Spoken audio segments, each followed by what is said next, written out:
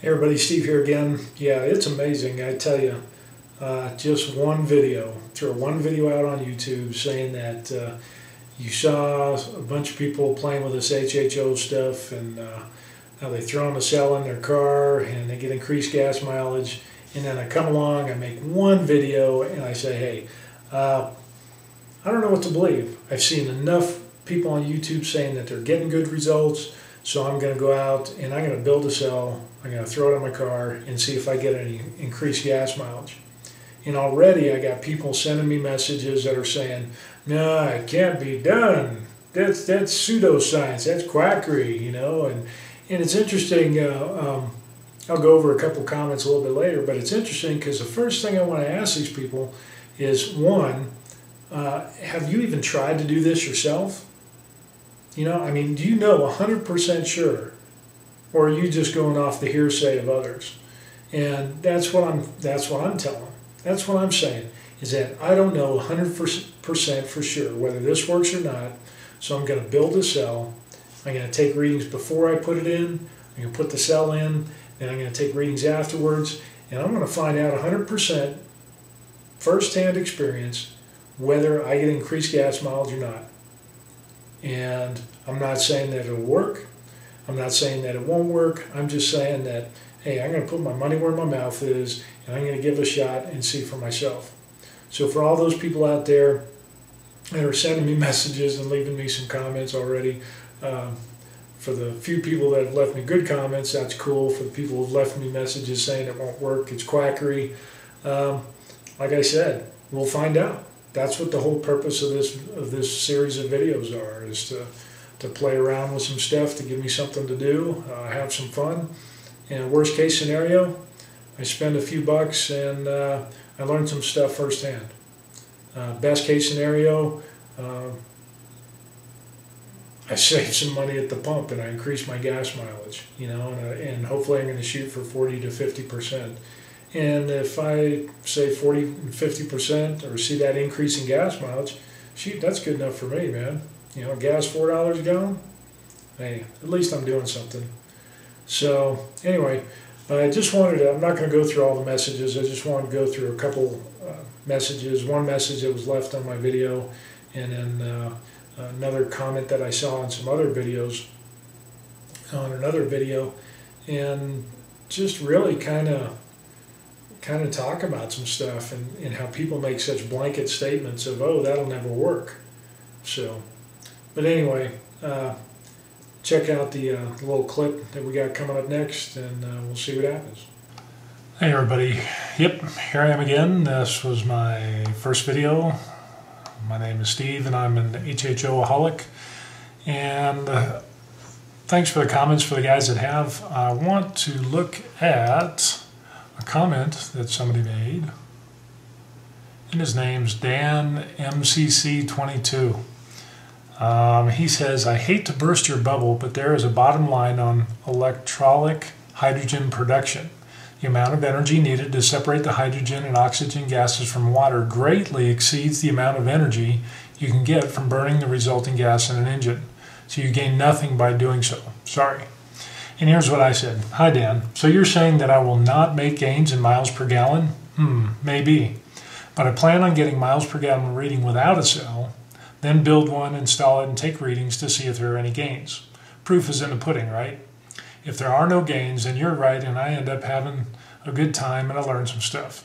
However, if I do make gains, that means you're wrong, and I still have a good time and learn some stuff.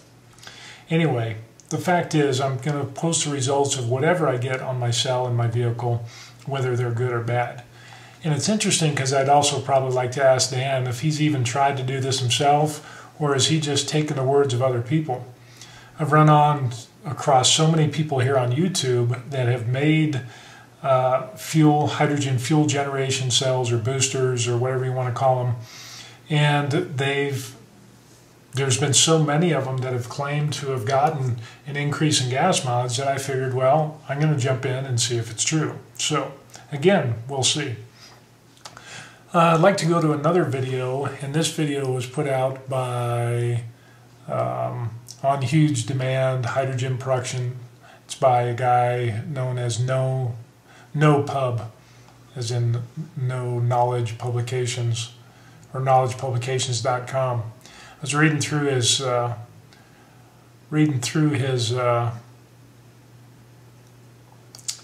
comments, and he said about 3 weeks ago, he says, I told you guys all this underhood stuff is BS. They just play on your ignorance, your hopes and dreams. It's effing water, as in water, not fuel. You guys really got to be really, really stupid to think you can run a car on water. And here is the comment I left him. I wouldn't be so quick to say it is BS. Check out a video called H2O Car, Water-Powered Car. Now, if the vehicle in the vid does run solely on HHO produced from water, stainless steel plates, or similar materials in electrolysis, then your underhood stuff is BS, is misapplied. Again, if is the key word here. By the way, I'm going to build a fuel cell, put it in my car, and see if there's a difference in gas mileage. If there are gains, then your statement is BS, as you say. If not, then I learned something firsthand. And if you notice, the comment is pending approval. So anyway, so I just want to do a little quick video and saying that I want to say thanks to the people who have already said that, yeah, there's no way, it doesn't work, can't work. Of course, there's a bunch of people who said they say that it will work.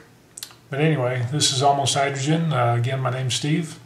And we'll see what happens when I make my cell and see if there are gains in miles per gallon. So, all right, that's it. Catch you later.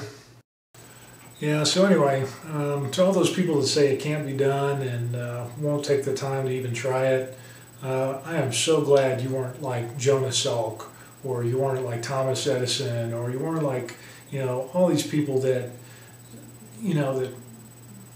that swam the English Channel or did so many things throughout history and in sports and technology that happened, that in the past, prior to that person inventing that thing or whatever it was that they did, that said that was totally impossible and to not even try and that it's foolish.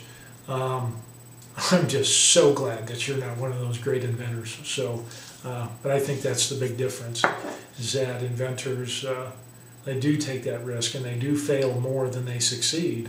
But again, it only takes one success. So, but again, I'm not saying I'm a great inventor. Nope, I'm not the sharpest knife in the drawer. I'm just going to give something a shot because there's other people who are probably less sharp than me that have made this stuff work supposedly. And like I said, I want to give it a shot and I want to see if this stuff really works. So. But anyway, that's it. Have a good one, and we'll see you on the next video.